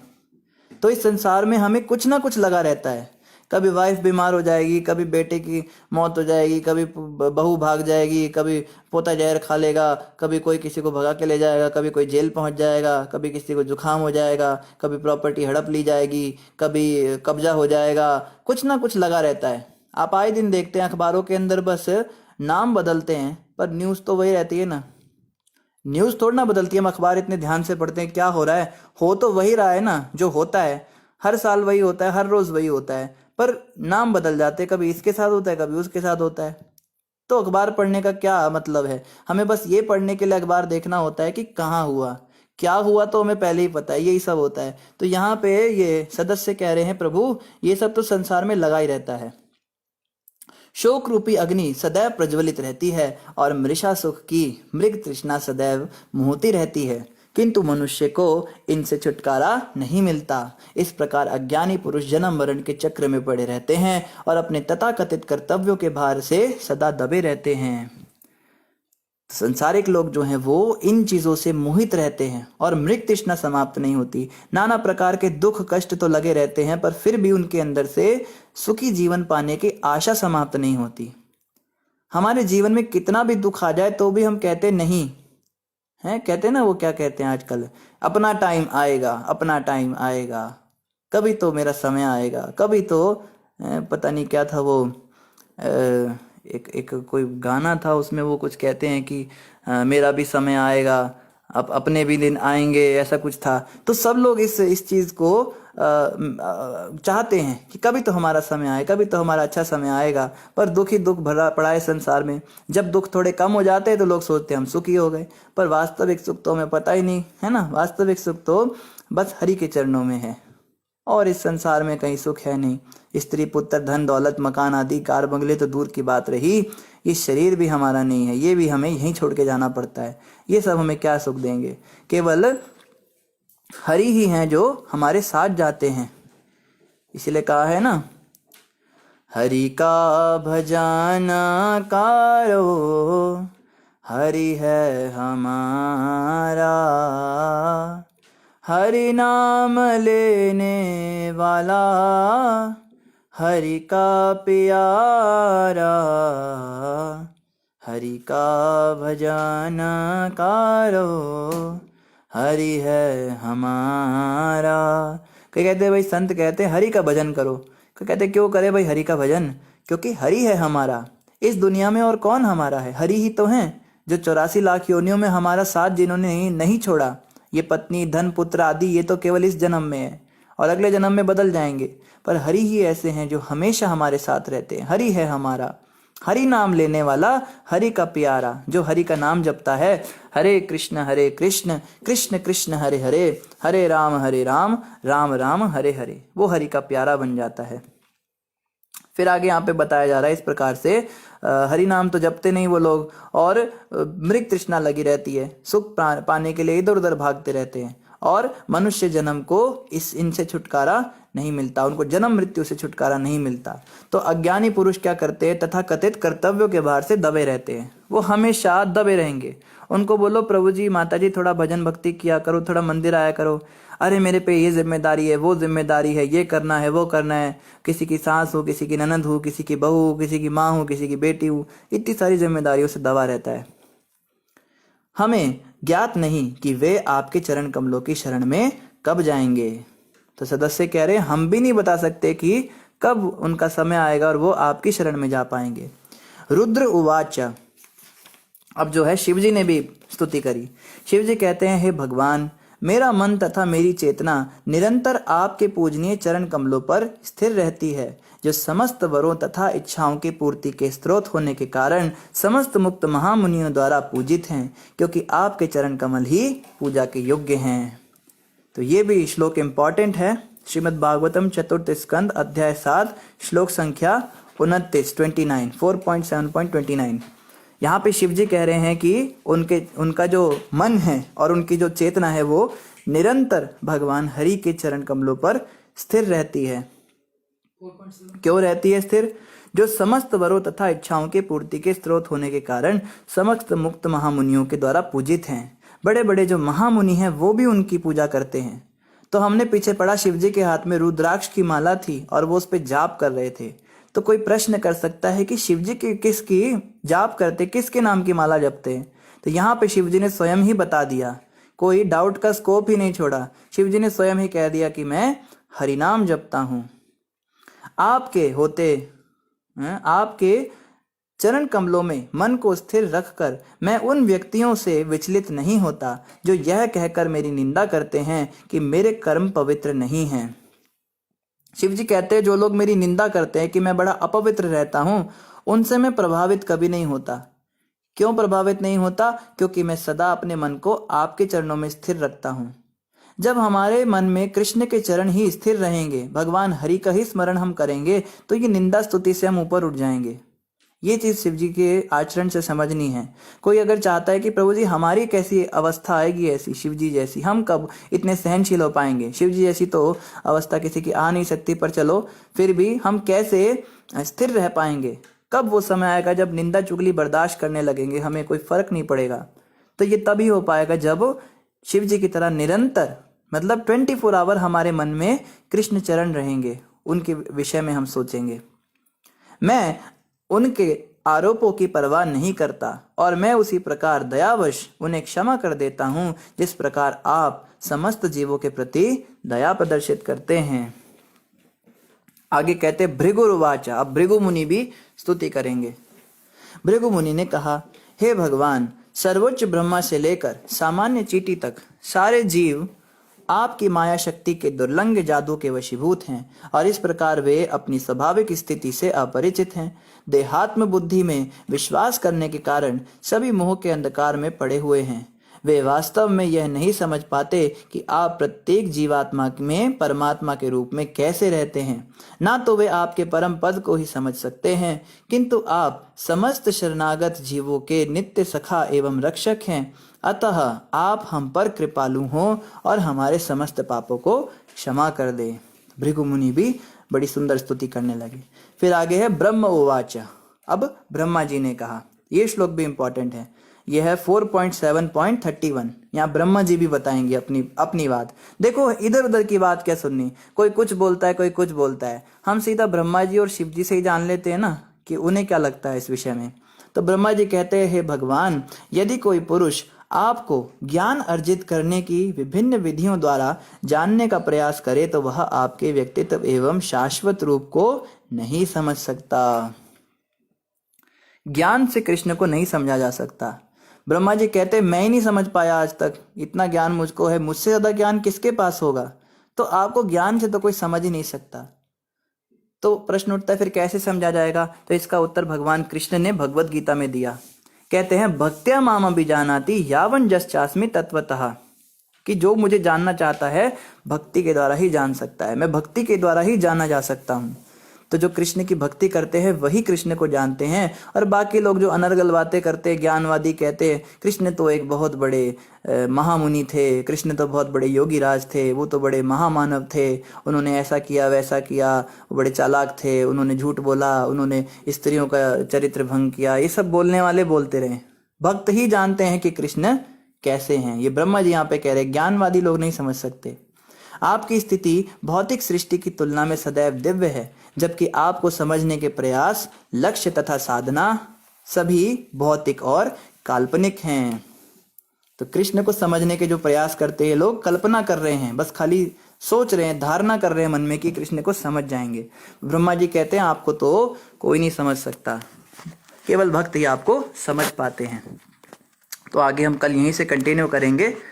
इन्हीं शब्दों के साथ आप सभी का धन्यवाद। किसी का कोई प्रश्न हो तो आप कमेंट पर अवश्य अपना प्रश्न पूछ सकते हैं। और आप सभी कृपया करके आशीर्वाद हमें देते रहिए ताकि इसी प्रकार हम आपकी सेवा में लगे रह सकें। तो आज अशोक सपोलिया जी कह रहे हैं, और अगर क्षमा कर दें तो भक्त अगर हमें क्षमा कर दे अशोक जी तो फिर हमारे अपराध क्षमा हो जाएंगे। जिस भक्त के प्रति हमने अपराध किया है अगर वो हमें क्षमा ना करे तो हमें नरक में जाना पड़ेगा। हरि नाम भी हमें नहीं बचा सकता, स्वयं हरि भी नहीं बचा सकते। वैष्णव के प्रति अपराध किया तो उस वैष्णव से ही हमें क्षमा मांगकर और फिर उस अपराध का हमारा मोचन होता है और फिर हमें भगवान कृष्ण स्वीकार कर लेते हैं। गलती करना बड़ी बात नहीं, गलती तो सबसे हो जाती है। कोई ये ना सोचे हाय मुझसे गलती हो गई, मैं कितना दुर्भागा हूँ। गलती तो हमारा स्वभाव है। प्रभुपाद जी समझाते हैं 4 दोष हैं हर मनुष्य में, उसमें एक है गलती करने की प्रवृत्ति। गलती तो देवताओं से तो नहीं, देवताओं से भी हो जाती है, देखो केवल भगवान से गलती नहीं होती। तो गलती करना बड़ी बात नहीं, गलती को स्वीकार करना बहुत बड़ी बात है। हम अपनी गलती स्वीकार ही नहीं करते, हम सफाई देते हैं, ऐसा हो गया जी, वैसा हो गया जी, अरे उन्होंने भी तो ऐसा करा, अरे वो भी तो ऐसा करते हैं, अरे पिछली बार आपने भी तो ये किया था। किसी को अगर बोलो कि आप मंगल आरती उठा करो, अरे प्रभु जी 2 साल पहले उस दिन आप भी तो नहीं उठे थे। तो लोगों की ये बड़ी बीमारी है कि वो गलती नहीं स्वीकार करते, वो इधर उधर लोगों पे मर देते हैं, ये करता है वो करता है। गलती को स्वीकार करना और पश्चाताप करना ये बड़ी बात है। अगर कोई व्यक्ति अपनी गलती स्वीकार कर रहा है तो मान ले भगवत धाम के रास्ते उसके लिए खुल गए, कृष्ण अवश्य उसको स्वीकार करेंगे। हिमानी माता कह रही है भगवान बहुत प्रेममयी हैं और हम सबसे सिर्फ प्रेम ही चाहते हैं। बिल्कुल हिमानी माता, भगवान कृष्ण हमसे कुछ नहीं चाहते, बस प्रेम चाहते हैं। एक प्रेम ही तो है जिसके द्वारा कृष्ण भी बांधे जाते हैं। कृष्ण कहते हैं प्रेम भक्ति के द्वारा मैं अपने भक्तों के भी वशीभूत हो जाता हूँ। इसलिए मैं जल्दी किसी को भक्ति नहीं देता अपनी। मैं उसको पैसा दे दूंगा, रुपया दे दूंगा, प्रतिष्ठा दे दूंगा, पर अपनी भक्ति नहीं दूंगा, क्योंकि भक्ति दे दिया तो फिर मुझे उसके अंडर कंट्रोल रहना पड़ेगा ना। इसलिए कृष्ण कहते हैं भक्ति तो बहुत उसी को दूंगा जो बिल्कुल एकदम भक्ति ही चाहेगा और सारी इच्छाएं उसकी समाप्त हो जाएंगी हृदय से। निधि माता कह रही है प्रभु जी विष्णु भगवान जी बहुत से कैसे हैं? विष्णु भगवान जी बहुत से कैसे हैं? अच्छा निधि माता, जैसे हमने पीछे चर्चा की थी कि शिव जी भी बहुत सारे होते हैं। शिव अलग होते हैं, रुद्र अलग होते हैं, शंभु अलग होते हैं, शंकर अलग होते हैं। तो इसी प्रकार से विष्णु भी बहुत सारे होते हैं। 64 प्रकार के विष्णु तो वैकुंठ में होते हैं। उनके हाथों में जो शंख चक्र गदा पद्म होता है उनका क्रम बदलता है।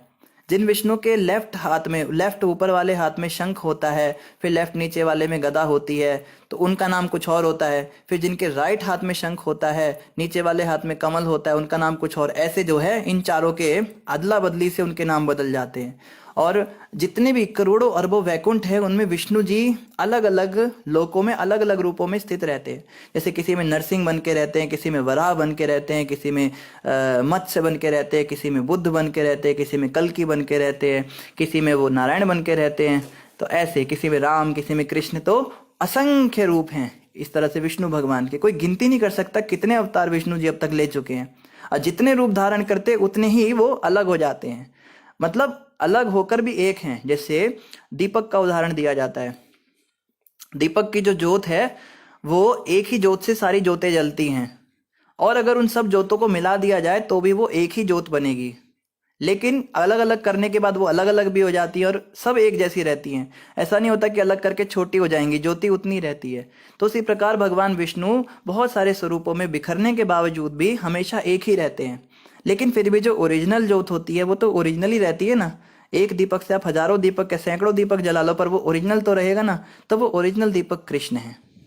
बस ये समझना है हमें, कृष्ण से ये सारे अलग अलग विस्तार उनके निकलते हैं। वैभव प्रभु कह रहे हैं प्रभु जी बहुत नॉइज है। वैभव प्रभु क्षमा कीजिए, हम प्रयास करेंगे नॉइज ना हो। और वैभव प्रभु ही कह रहे हैं प्रभु जी कृष्ण को समझना संत सेवा से हो सकता है। बिल्कुल वैभव प्रभु, जब तक संतों के चरणों में हमारा मन नहीं, संतों में हम कुदृष्टि रखते हैं, संतों के प्रति हमारा भाव नहीं, तब तक कृष्ण हमें पसंद नहीं करेंगे। कृष्ण ने कहा ना, जो सामान्य जीवात्माओं में भी मेरा दर्शन नहीं कर पाता वो व्यक्ति कैसे मुझे प्राप्त करेगा। तो जब सामान्य जीवों की भगवान ने बात कर दी तो संतों की तो बात ही क्या करनी। संत वैष्णवों में, साधुओं में हमें निष्ठावान होना ही पड़ेगा। उनकी सेवा सत्कार से ही हरि प्रसन्न होते हैं। जैसे एक उदाहरण दिया जाता है कि एक बहुत करोड़पति आदमी, अरबपति है, और आपको उसे प्रसन्न करना है, तो आप उसे क्या दोष दे सकते हो बताओ। उसको प्रसन्न करने का कोई रास्ता है हमारे पास? वो अरबपति व्यक्ति, उसको जो दोगे उसके पास उससे भी ज्यादा है। लेकिन उसके 5 साल के बच्चे को एक 10 रुपए की चॉकलेट दे दो आप, तो वो बच्चा भागते हुए पापा के पास जाएगा, पापा देखो ये अंकल बहुत अच्छे, इन्होंने मुझे चॉकलेट दी। तो पिता कहेगा आपने मेरे पुत्र को प्रसन्न किया, जाओ आप जो मांगोगे आपको देता हूँ, धन्यवाद आपको, बहुत खुश हो जाएगा। तो इसी प्रकार से भगवान को खुश करना हमारे सामर्थ्य की बात नहीं है। भगवान को खुश करने के लिए हम लायक ही नहीं हैं। लेकिन भगवान के जो संत हैं, भगवान के जो भक्त हैं, ये जो शुद्ध भक्त इस संसार में बड़ी कृपा करके भगवान के धाम से आते हैं, ये थोड़े में ही प्रसन्न हो जाते हैं। इनको थोड़ा सा भक्ति करके दिखा दो, थोड़ा भगवान का हरिनाम जप लो, थोड़ा नियम पालन कर लो, थोड़ा सा भगवान की तरफ मुड़ने लगो, मोह माया छोड़ के इनके चरणों में आ जाओ, ये उतने में ही खुश हो जाते हैं। और बड़े भोले स्वभाव से भगवान से कहते हैं प्रभु ये देखो ये बहुत अच्छा है, इसको भी ले लो ना अपने धाम में। तो इनकी सिफारिश से भगवान में हमको स्वीकार कर लेते हैं। तो ये फॉर्मूला है कि भगवान के उस सीधे ना अप्रोच करे। कई लोग कहते हैं ना प्रभु जी हम तो बस कृष्ण को ही गुरु मानते हैं, हम तो बस कृष्ण की भक्ति करते हैं, हमें मिडिल मैन नहीं चाहिए। ये बीच में क्यों आ जाते हैं? भगवान के और हमारे बीच में ये तीसरे लोग क्यों आ जाते हैं? दलाल क्यों आ जाते हैं? अरे मूर्खों, ये दलाल नहीं है, यही तो हैं जो सिफारिश करेंगे भगवान के पास हमारी। इनके बिना तो कृष्ण के पास जाना भूल जाओ। अरबपति व्यक्ति को तुम कैसे खुश करोगे? और कृष्ण तो अरबपति भी नहीं, कृष्ण तो लक्ष्मीपति हैं। तो कविता माता कहती है हरे कृष्णा प्रभु जी, जब सीनियर मोस्ट वैष्णव ही रक्षक के स्थान पर भक्षक बन जाए तो उस केस में क्या करना चाहिए? कविता माता, बड़ा प्रैक्टिकल क्वेश्चन पूछा आपने, धन्यवाद। आपने इसको पूछने का सामर्थ्य दिखाया। कई लोग पूछ नहीं पाते बात। कई बार हम देखते हैं कि बहुत बड़े बड़े सन्यासी संत भी उल्टे सीधे काम करते हुए पकड़े जाते हैं। हमारे जो सीनियर होते हैं, जो जिनकी हम बातें सुनते हैं, वही कई बार फंस जाते हैं। वो उन पे कुछ आरोप लग जाता है या वो कुछ गलत काम करते हुए पकड़े जाते हैं। तो ऐसे में माता हमें यही सोचना चाहिए कि ये जैसे भी हैं बेचारे हैं तो बद्ध जीवात्मा ही, हमको जो है ये प्रचार कर रहे हैं, ये इनका धन्यवाद। जिसने हमें जो दिया हमें उसके लिए कृतार्थ रहना है। उसके अंदर दोष भी हैं, उसके अंदर गुण भी हैं, तो गुणों को हमें स्वीकार करना है। और जब दोष दिखने लगे तो उनसे हमें अलग हो जाना चाहिए। जब हमें पता लग जाए कि ये व्यक्ति का आचरण ठीक नहीं है, ये बातें तो बड़ी बड़ी कर रहा है मगर इसका आचरण अच्छा नहीं, तो फिर हमें उसका त्याग करना चाहिए। ऐसे व्यक्ति को बनाए नहीं रखना। जैसे बलि महाराज ने दैत्य गुरु शुक्राचार्य को गुरु रूप में स्वीकार किया, लेकिन शुक्राचार्य ही बलि महाराज को उल्टी शिक्षा देने लगे कि वामन भगवान को छोड़ो, बलि यज्ञ करो और इंद्र पद हासिल करो। तो बलि राजा ने कहा, आपके जैसे गुरु जो भटकाते हैं, शिक्षाओं के विरुद्ध बताते वेदों की, मैं आपका परित्याग करता हूं। तो इतने बड़े दैत्यराज जो शुक्राचार्य थे, उनसे गलती हो गई। विश्वामित्र मुनि, इतने बड़े ऋषि, भगवान रामचंद्र जी के गुरु थे वो, उनसे गलती हो गई। बड़े बड़े ये जो ये हैं महामुनि, जो जिन्होंने इनके प्रति अपराध कर दिया था, अम्बरीश महाराज के प्रति दुर्वासा जी, उनसे तो आए दिन गलतियां होती रहती हैं। जब इन मुक्त आत्माओं से गलती हो जाती है तो ये बेचारे क्या चीज हैं हमारे, जो भी जिनकी भी आप बात कर रहे हैं, ये तो संसार में फंसे हुए ना, कलयुग के जीव हैं। तो कलयुग में पैदा हुए तो निश्चित रूप से पापात्मा ही होंगे कोई, लेकिन इनका क्रेडिट ये है कि ये भगवान की सेवा में लगने की इन्होंने कोशिश की। तो माता इस बात से हैरान कभी मत होना कि ये भक्ति से भटक कैसे गए, इनसे पाप कैसे हो गया। आप इस बात को सोच के हैरान होना कि इतने माया के संसार में, इतने कलयुग के प्रभाव में इन्होंने जो थोड़ा बहुत प्रचार कर लिया, जो थोड़ी बहुत भक्ति कर ली, वो कैसे कर लिया आखिर। प्रभुपाद जी से एक शिष्य ने कहा, प्रभुपाद जी मंदिर में बहुत माया है, मंदिर के अंदर माया आ जाती है कई बार। तो प्रभुपाद जी कहते, तुम ये सोच के आश्चर्य मत करो कि मंदिर में माया आ गई, तुम ये सोच के आश्चर्य करो कि इतने बड़े माया के संसार में मंदिर कैसे खड़ा हो गया। तो यही सोचना है माता जी कि इस व्यक्ति ने जितना भक्ति किया, भजन किया, वो इसका क्रेडिट है। कृष्ण भगवान इसका सुधार अवश्य करेंगे। जैसे शिव जी ने अभी दक्ष का भी सुधार किया, तो उसका भी सुधार हो जाएगा, उसने जो गलती की।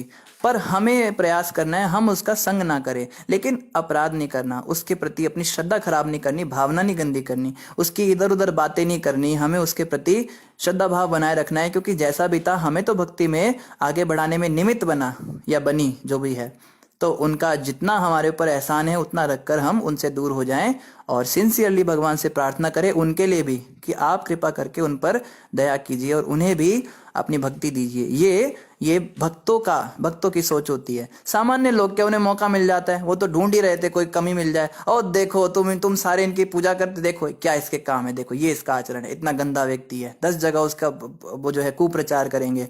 तो ये जो है, ये अप्रोच सही नहीं है माता, ये हमको समझना है। मुझे आशा है कि आपको आपके प्रश्न का उत्तर मिला होगा।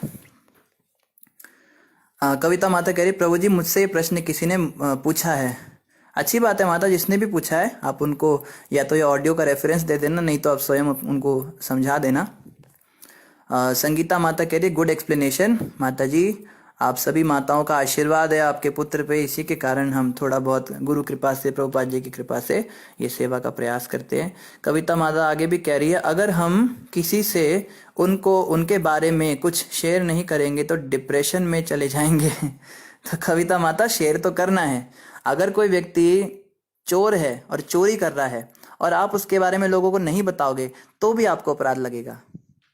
लेकिन अगर कोई चोर है और आप उसकी ठिठौली ले रहे हो, उसकी हंसी उड़ा रहे हो, देखो इसने चोरी कर दी, शहर में ढिंडोरा पीट रहे हो, तो भी आप अपराध करोगे। तो अब आप कहोगे भाई ऐसे में क्या करें। तो इसको कहते हैं, 2 प्रकार के दृष्टिकोण होते हैं, एक आलोचनात्मक दृष्टिकोण होता है और एक सुधारात्मक दृष्टिकोण होता है। जब हम आलोचनात्मक दृष्टिकोण से किसी की निंदा करते हैं, किसी की गलतियां लोगों के सामने बताते हैं, तो उससे हमें अपराध लगता है। लेकिन जब हम सुधारात्मक दृष्टिकोण से हम दूसरे को एजुकेट करना चाहते हैं कि वो व्यक्ति से आप ठगे मत जाना, ऐसा करके उनको और तथ्यों के आधार पर बात करते हैं, इसको कहते हैं मेंटल कंकॉक्शन नहीं करते। मुझे ऐसा लगता है, मैंने कहीं सुना था, वो ऐसा कह रहे थे, शायद ऐसा हो सकता है, ये सब का कोई स्कोप नहीं। जब तक हमें कोई पुख्ता, हमारे पास सबूत नहीं उस व्यक्ति के लिए, हमने अपनी आंखों से या प्रामाणिक स्रोतों से नहीं पता कर लिया हो उस व्यक्ति के आचरण के बारे में, तो हमें मानसिक रूप से धारणा नहीं बनानी चाहिए, नहीं तो उससे भी अपराध लगता है। तो पहले पक्की जानकारी लीजिए, उस व्यक्ति की छानबीन कीजिए। आपको लगता है वैसा करता है तो आप एजुकेट कर सकते हैं लोगों को, एजुकेशन करके आप लोगों को बचा सकते हैं। कीर्ति माता कह रही है, प्रभु जी पर प्रभुपाद कहते हैं कि मिशन के लिए हमें यूनाइटेड रहना चाहिए। कीर्ति माता, मिशन के लिए हमें यूनाइटेड रहना है, लेकिन अगर गलत लोग ही हमारे मिशन के अंदर पनपेंगे तो वो मिशन को ही बर्बाद कर देंगे। आप समझ पा रहे हैं? एक अनार 100 बीमार। अगर एक पेटी के अंदर एक अनार सड़ जाता है तो वो सारे अनारों को सड़ा देता है। एक मछली पूरा तालाब गंदा कर देती है। ऐसे लोगों को हमें मिशन में रखना तो है, देखो सुधार तो करना है। प्रभुपाद जी ने कहा था, एक बात मैं आपको बताता हूँ अंत में, गुरु महाराज भी हमें अक्सर ये बातें बताते हैं कि प्रभुपाद जी ने कहा our temples are like hospitals. आप ये एक्सपेक्ट ही कैसे कर सकते हो कि हॉस्पिटल के अंदर कोई व्यक्ति बीमार नहीं होगा। इस अस्पताल में तो सब बीमार ही आएंगे ना, मरीज ही आएंगे। किसी का सिर टूटा होगा, किसी का पैर टूटा होगा, किसी के दांत टूटे होंगे, किसी की आंख फूटी होगी, सब ऐसे लोग आएंगे। तो इस्कॉन नाम की जो ये संस्था है या कोई भी है, भगवत भक्ति में जितने भी संस्थाएं चल रही हैं, इनमें वही लोग आते हैं जो बीमार होते हैं आध्यात्मिक रूप से। किसी में काम वासना अधिक होगी, किसी में लोभ होगा। अगर कोई व्यक्ति परफेक्ट होगा, मिस्टर परफेक्ट होगा, तो वो संस्था में जुड़ेगा ही क्यों? वो तो हरि भजन करेगा, भक्ति करेगा और भगवत धाम जाएगा। तो हॉस्पिटल के अंदर तो मरीज ही आएंगे। तो इनकी बीमारी को देख के हमें घबराना नहीं है कि ये इतना सीनियर पेशेंट है और ये कैसे बीमार हो गया। तो बीमारी तो सबके अंदर है, लेकिन हमें क्या करना है, हमें अपना इलाज कराना है। हमें दूसरों की बीमारियों पे ज़्यादा ध्यान नहीं देना, हमें स्वयं के इलाज पे ज़्यादा ध्यान देना है। यहाँ पे बहुत कम डॉक्टर मिलेंगे, मरीज ज़्यादा मिलेंगे, लेकिन जो थोड़े बहुत डॉक्टर हैं या डॉक्टर के अंडर में कुछ कंपाउंडर हैं, वो हमारी मदद कर सकते हैं। तो हमें बस अपनी इलाज करना है और फिर आगे भी उनके निर्देशन में रह के औरों का भी इलाज करने में निमित्त बनना है। हमें दूसरों की बीमारियों पे ज़्यादा ध्यान नहीं देना। और अगर हमें लगता है कि कोई बीमार व्यक्ति बीमारी फैला रहा है तो उसको क्वारंटाइन कर देना चाहिए। कीर्ति माता, आपके प्रश्न पे आ रहे हैं कि अगर ऐसे व्यक्ति मिशन के लिए हानिकारक होते जा रहे हैं तो इनके विषय में जागरूक करना ज़रूरी है, लेकिन अथॉरिटी को ऊपर के लेवल पे हमें पहुंचाना है कि देखो ऐसे ऐसे हो रहा है। फिर अब ऊपर की अथॉरिटी जो डिसीजन ले ये उनके हाथ में है। हमारा काम था, हमने बता दिया, अब ये क्या करेंगे उसके साथ वो सब वो जाने। अब हम जो हैं अपने लेवल पे बस ऊपर एजुकेट करें और आसपास अगर हमें लग रहा है तो हम भी इसके विषय में लोगों को बता सकते हैं। ठीक है जी, बड़ा ही मुश्किल प्रश्न कर देते हैं आप, कभी कभी हम भी बड़े घबरा जाते हैं। तो प्रभुपाद कृपा से जो बताया उसको ध्यान रखिए। दिशी शर्मा माता कह रही है किसी को सुधारना नॉट इजी। बिल्कुल सही माता जी, किसी का सुधार करना बहुत मुश्किल है। आप सुधार करने जाओगे, वो व्यक्ति आप ही को गालियां देगा। जैसे दक्ष प्रजापति शिव जी के विषय में उल्टा बोलने लगा जब शिव जी उसका सुधार कर रहे थे, पर जब वो सुधर जाएगा तो वो आपको धन्यवाद भी कहेगा, ये भी है। तो प्रीचिंग जो है, प्रभुपाद जी कहते थे preaching is a thankless job. प्रचार ऐसा है जिसमें आपको कोई थैंक यू नहीं बोलेगा। अगर आप किसी का सुधार करोगे तो वो थैंक यू नहीं बोलेगा, मगर उसका सुधार करने से या प्रयास करने से भगवान हमसे प्रसन्न हो जाएंगे। किसी का हम सुधार कर पाए ना कर पाए, मगर अगर हम प्रयास करेंगे किसी के सुधार का तो हम जरूर सुधर जाएंगे। ये है, हमारे प्रचार से कोई भक्त बने ना बने, लेकिन हम जो प्रचार करने का प्रयास करते हैं उससे हम भक्त बन जाएंगे। हमें प्रचार करना है क्योंकि गुरु आज्ञा है, प्रभुपाद जी ने आदेश दिया है, प्रीचिंग इज द एसेंस। बस ये सोच के हमें लोगों को एजुकेट करना है। बाकी हमने कोई ठेका थोड़ा ना ले रखा है किसी का। कोई मरना चाहता है, नरक में गिरना चाहता है, जाए। हमारा काम है प्रभुपाद जी की आज्ञा मानना। प्रभुपाद जी ने कहा प्रचार करो, तो हम कर रहे हैं। बस हमारा ज्यादा मुश्किल फार्मूला नहीं, जो गुरु ने कहा बस हम वो करते हैं। तो गुरुदेव ने हमें आज्ञा दी है प्रचार की, तो हम उसमें निमित्त बनते हैं। अब आगे अगर कोई व्यक्ति समझता है बहुत अच्छी बात, नहीं समझता है तो जय सिया राम, हरि बोल कीजिए, अपना जाइए नरक में, हमें क्या मतलब है। तो यही फॉर्मूला हमें अपनाना है। कहते हैं कि कर्म करो, फल की इच्छा मत करो। हमें कर्म करना है, हमें उसको एजुकेट करना है, प्रचार करना है, भगवत भक्ति के बारे में बताना है। फिर फल की हम इच्छा ना करें कि वो बन ही जाए भक्त, नहीं बनेगा, उसकी इच्छा है। ठीक है जी। कविता माता कहती है आपका बहुत बहुत धन्यवाद। ठीक है माता, अच्छा लगा जान के कि आप संतुष्ट हुए। तो इन्हीं शब्दों के साथ आप सभी का धन्यवाद। बोलो ग्रंथराज श्रीमद् भागवतम महापुराण की जय, जगत गुरु शिला प्रभुपाद की जय, गौर भक्त वृंद की जय। हरे कृष्णा।